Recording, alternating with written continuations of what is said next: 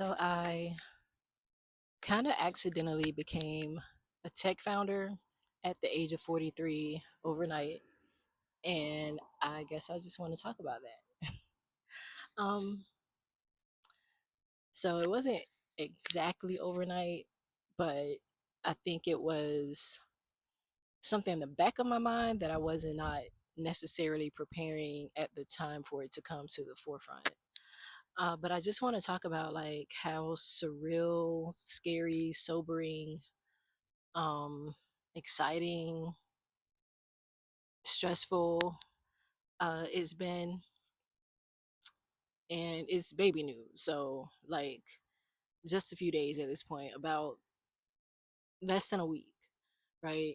Um, a week ago, well, let's start about the beginning of June, right? Like the very beginning of June, I started a hackathon process essentially with Dallas AI, which is a huge community of like AI um, people who are focused on like building with AI and increasing AI education and literacy amongst around DFW. Um, like in May, so maybe I should start in May. I started looking for ways to be more involved in the community in ways that kind of spoke to me. If you know me at all, you know that I'm like really into AI. I'm not like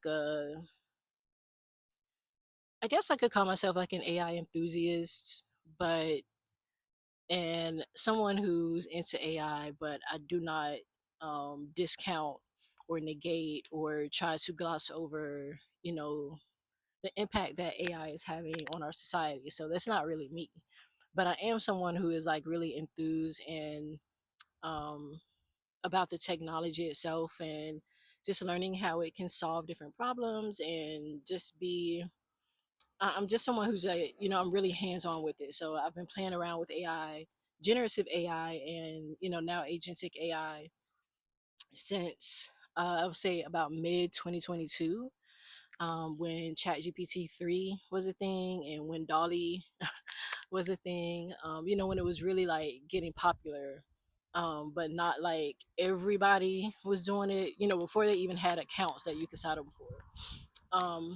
So I've been like dabbling in it that way over the years. I've learned about different AI technologies and how to build with it. I've built a couple things on my own, and I think I was just at a point where I really wanted to connect with people who were like me, who were enthused about the technology and just looking for ways to um, go further with it, to connect with other people, network. I'm trying to, do some things in the AI space. So I came across, like I was explaining, Dallas AI, who was about to host a kind of like a hackathon, but it's a summer program that essentially what it does is they team you up with a group of strangers, people you've never met, never seen before, don't know, um, and you work together towards an AI project that you present at the end of the summer. Um, so I did that, you know, and that's something that is already kind of outside of my comfort zone. If you know anything about me, you know that I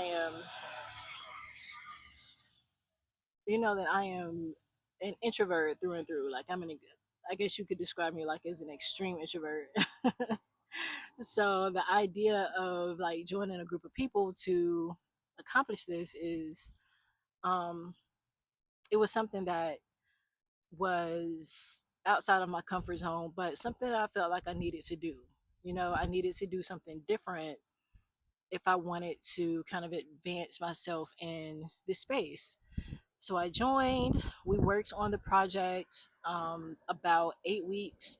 I think we started with 8 people. So it's like a team of people. And then they also assign mentors, people who work in the who work deeply professionally in the AI space, who kind of guide you along, but not in a way that is invasive or like they're trying to. It's definitely they're definitely like guides and mentors, someone you kind of call on, and then they'll kind of interject if they have something very specific that they want to offer advice on. So that was really cool. So I think we started with technically about 8 people. At least 3 people weren't active at all. Um, and then there were 5 of us. And then at some point, we were kind of building, we were, getting things together. And at some point, several people, not several, I'll say 2 people just completely dropped. They let us know that they wouldn't be able to continue. So we continued with just 3 of us. And we got it done. We, finished it. There were a lot of like group dynamics, not in a way that was like a lot of drama per se. It was just literally just group dynamics, right? Dealing with different working styles, different personalities, and things like that.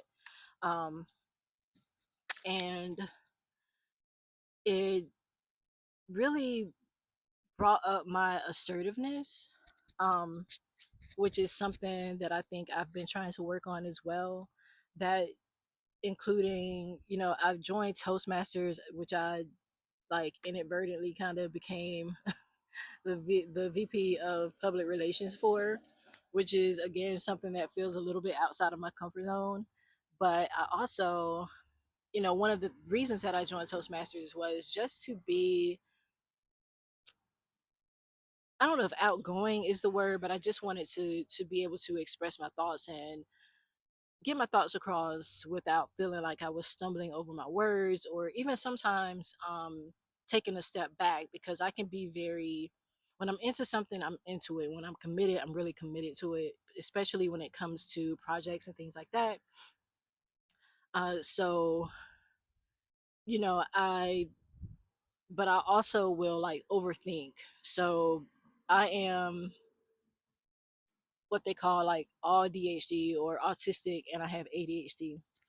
So I tend to hyper focus on things I'm really interested in, and then I also kind of over police myself sometimes, um, and won't speak up because I'm kind of policing the way that I come across or the way people see me.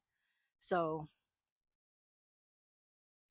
I think it was just really good for me to kind of step out and get in this group dynamic where I had to communicate my thoughts clearly, and assertively to get the ball moving. To be honest with you, like, I was the one who,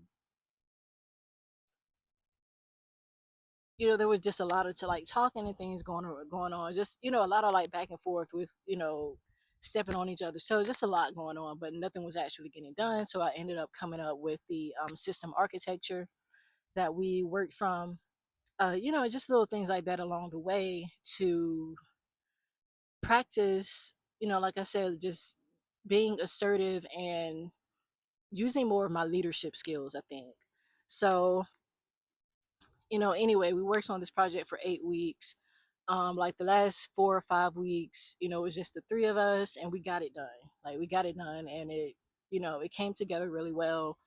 I still, there were times when I really had to like be assertive and kind of take control where things were like kind of getting out of alignment. But ultimately we all worked together to create a really cool project, and ed tech or educational technology, AI based product. um, and so at the end of the program, there is a demo day, where there were 21 teams, and we all showcased, had like a live demo. There were things we had to do to prep for it. There were judges who all worked in like different spaces, technology, um, and like some of the universities, and even some of like Fortune 500 companies, um, who were judging us, and we had to present it live, do a demo. We had to submit like a video and a presentation and all these things. So, and we had to present it live on demo day. So We did, and we took first place, which I can't say, like, I was really proud of what we created. I really was, but I don't think that either of us were expecting to place. Not that we weren't working towards placing, but we understood it to be kind of a long shot. Like there were other teams who were, just to give you an example, like I work in financial operations, and like I said, I dabble in like coding a little bit with the help of AI. Like I'm not someone who like really learn any of the languages, although I am now because I'm back in school for it. But I, essentially I'm a non-tech background.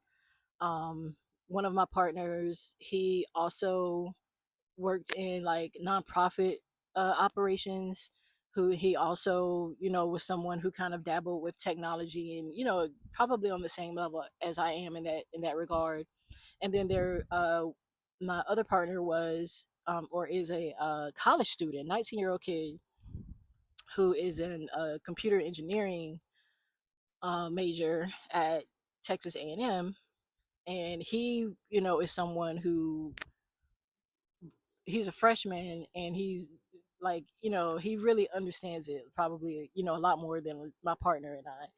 But so it was really great to have him, because he really gave us that, the foundation for a lot of most of the coding work. I did like a little bit, and then my other partner, he did some like on some of the front end work. But anyway, like we came together, and we really put together something that I could be proud of, even if we hadn't placed. But I think as we were kind of sitting through demo day and kind of hearing some of the feedback from the judges and some of the organizers and other people, we started to kind of like, oh, we might have a shot here. And I think our mentor kind of saw something in it too. He seemed to be, um, pretty enthusiastic about like seeing us all the way through. So I'm really, really, really grateful for him. Um, but we did. We took first place, which um, and connected with people who work in the exact space that some of the judges worked in the exact space that we would be selling our build to. So that was really cool. So I think from that, um we just decided, like, we had this product, people were telling us, like, essentially it's really marketable. It was just a demo though, so it wasn't like fully functional ready to go, but it demoed really well. And the technology and the innovation behind it was kind of the biggest thing. So, and just a little backstory, like I'm someone who has, like I said, I'm always kind of somebody that I watch on YouTube uses the term like throwing spaghetti at the wall, and just kind of how they say, like, you throw spaghetti at the wall to kind of see what sticks. That's been me forever. Like I'm always into something, a new project. My daughter said, when I told my daughter I was like going to, because I hadn't really been talking very much about it, but when I told her that I was going to, that I would be gone last Saturday, uh, because I needed to demo my app, or launch my app, she was like, You launched an app? Like you developed an app, like an application on a phone?" And she was like, "You really just be doing stuff." And I mean, I couldn't do nothing but laugh, because that really is who I am. Like I'm always like, I always got something going on, right? People talk about how like I'm on my computer a lot and things like that. But I'm on my computer a lot because I'm just always trying to see what sticks. I'm always like throwing spaghetti at the wall, researching, coming up with something, testing something out, experimenting, whatever it is. So after we won, I think we all just kind of had like, okay, this could really be something. And we decided to commit to making it a real thing. And by I think Wednesday night, we met up to kind of confirm our commitment to moving it forward and making it a real company. And that's where I am. So kind of overnight. Like, not an overnight success, but an overnight tech founder for sure. And it's really cool. Like, it one of the journeys that I'm on right now, and I'll talk about that more in subsequent videos, but one of the my overarching journey, I shouldn't say like one of them, is complete freedom.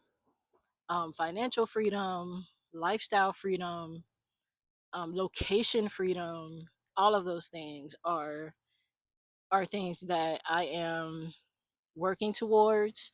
um, I want to live abroad at some point, so that is everything that I'm doing right now. I'm trying to make sure is in alignment with that. I'm not someone who is particularly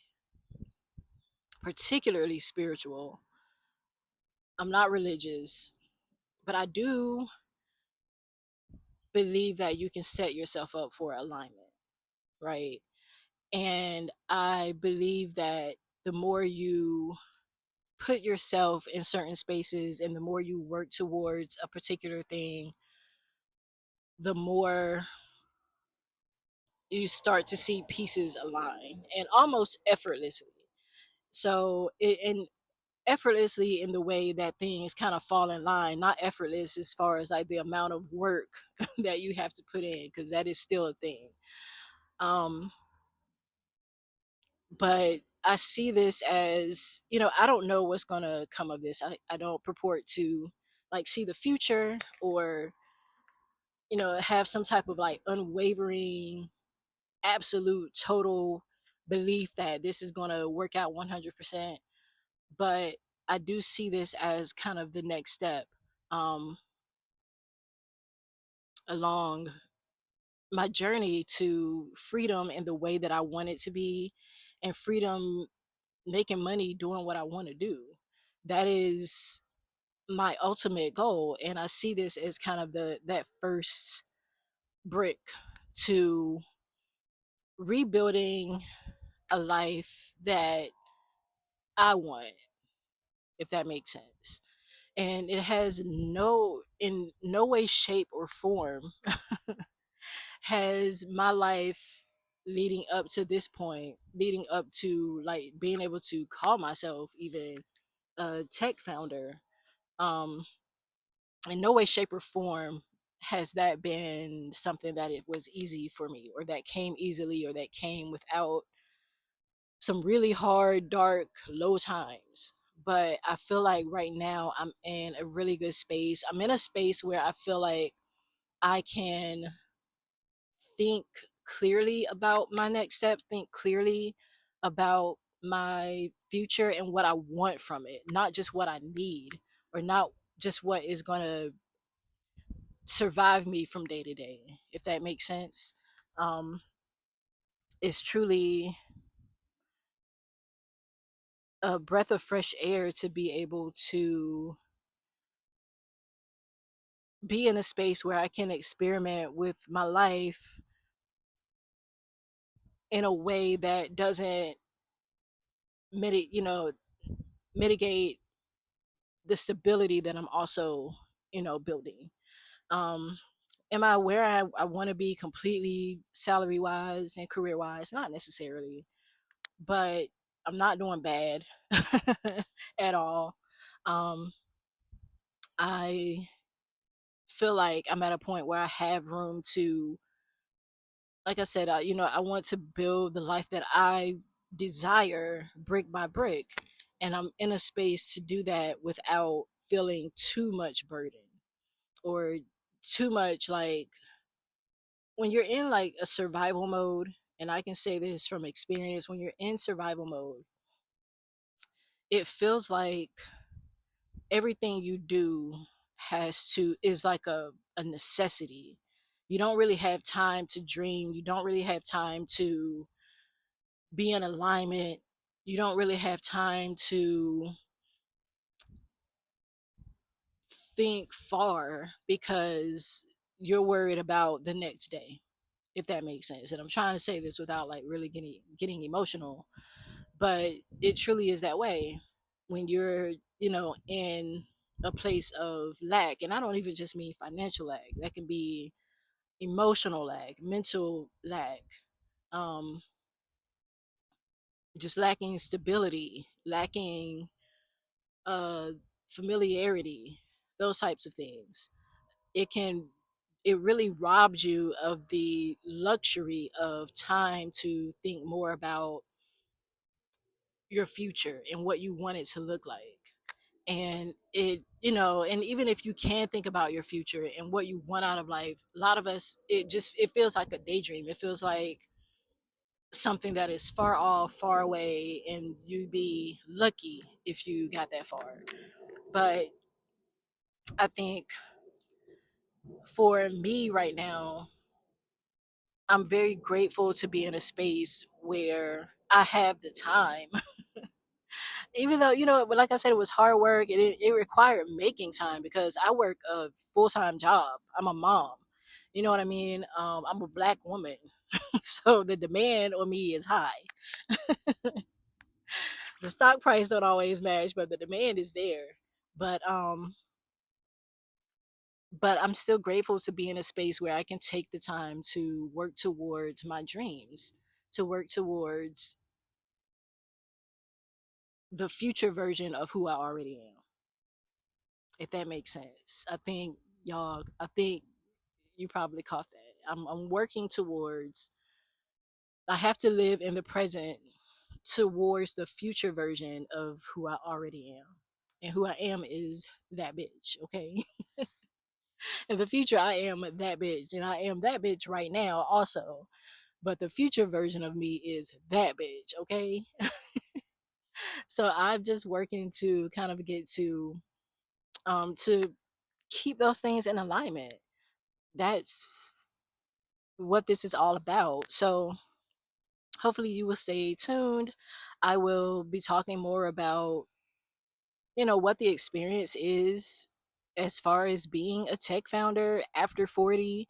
And both of my partners are far younger than me. Like one of them is younger than my oldest son. The other one is like around the ages of like um a little older than my oldest son, maybe around like the ages of some of my nieces and nephews. But you know, it's still been really cool. Like they're really smart people. They're really ambitious, and they're like me in terms of like being enthusiastic and into the technology behind AI, but also someone who loathes the big AI companies. But you know, right now that's kind of where we are. If you want to build with AI, it's kind of hard to do that without you know, going through like the major companies. Um but yeah, that's the space that I'm in. I hope you guys will stay tuned for the journey.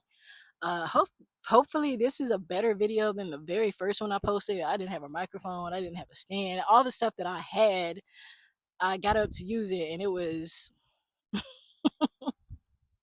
like broken or missing or not charged. It was just a hot mess. But I was like, I really want to commit to showing up on YouTube or, you know, in some way online every day and kind of sharing my story and connecting even more with my community. So go ahead and subscribe, go ahead and hit like, please leave a comment, let me know what you think.